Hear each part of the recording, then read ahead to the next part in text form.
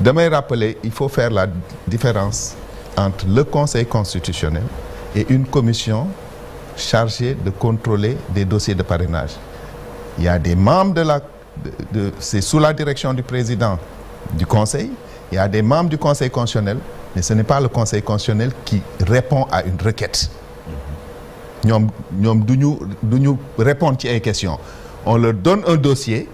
La première chose qu'ils doivent regarder, est-ce que le dossier est complet? Dañ ko bind article 8 décision 1E. Si le dossier n'est pas complet, duñ ko contrôler. Looloo tax ñu rejeté ko. Je pense loolu la xalaat.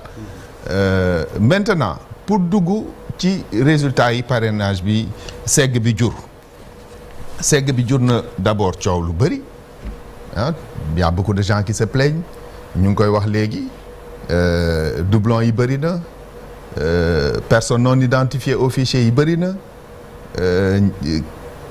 fichier non exploitable bëri na donc xam nga bu ñuy dem ci élection plus il y a des contestations plus mu yee fitna à la fin donc dañ war a toujours xam nga le grand problème du Sénégal c'est que dañ dul évaluer def nañ parrainage 2 fois def nañ ko 2019 def ko 2017 def dialogue pour modifier loi bi mais je ne pense pas que ne modification bi c'est à la suite d'une évaluation sérieuse parce que bu ñu defoon une évaluation sérieuse d'abord on a diminué le nombre de parrains à chercher yow tu dis que tu veux créer un filtre mais on a diminué le nombre de parrains à chercher.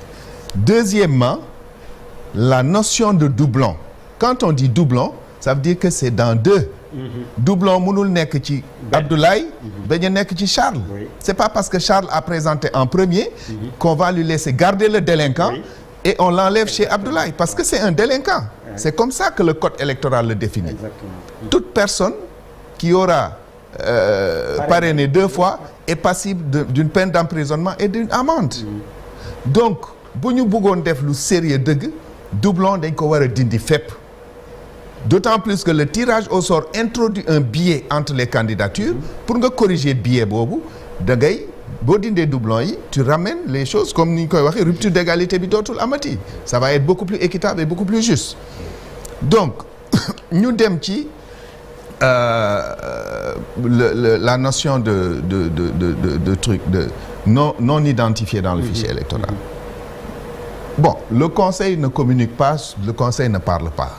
Mais je pense que l'administration électorale amène des gens qui peuvent communiquer, qui peuvent expliquer. Xam nga boo jëlee une matrice de 6 colonnes nga jox ko nit ne ko remplir ko mu yokk ci benn colonne li ma lay wax ni lu am la. Moi j'ai entendu un candidat dire que il pense que c'est plus joli de mettre une colonne prénom et une colonne nom. Donc dès que tu mets ta matrice dans la machine c'est mathématique comme ñaari loxo juróomi baaraam yi bu ñu dajewul machine bi du ko gis.